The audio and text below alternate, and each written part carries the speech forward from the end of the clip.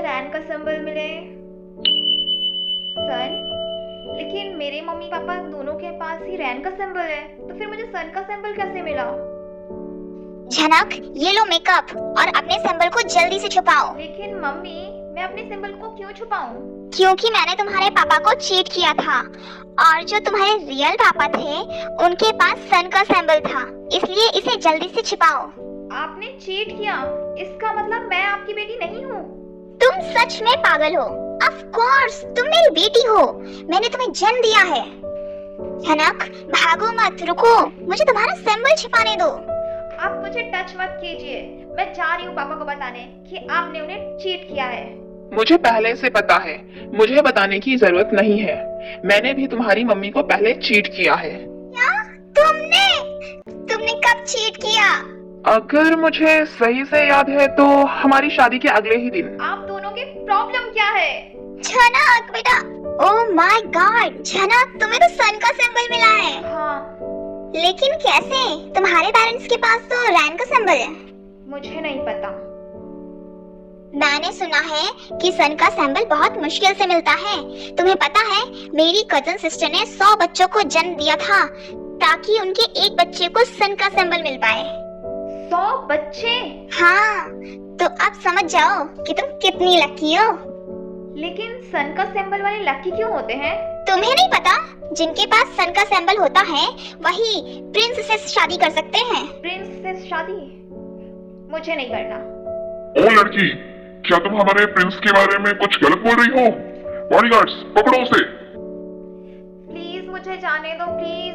और तुम लोगों ने मेरे हाथों को क्यों बांधा है? प्लीज मुझे जाने दो।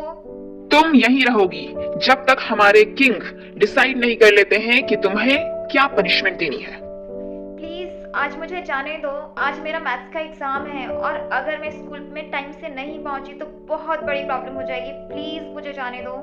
एक मिनट, आज तो हमारे प्रिंस का भी मैथ्स का एग्जाम है ना? शायद ये उनकी क्लासमेट होगी।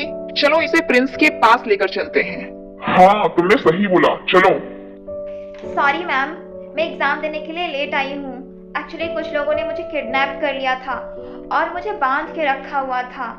फिर फाइनली उन्होंने ना मुझे एग्जाम देने की परमिशन दी है, इसलिए अब मैं यहाँ पे एग्जाम देने के लिए आ पाई हूँ। क्या? तुम्हारी बातों का ना तो सर है ना ही पैर है।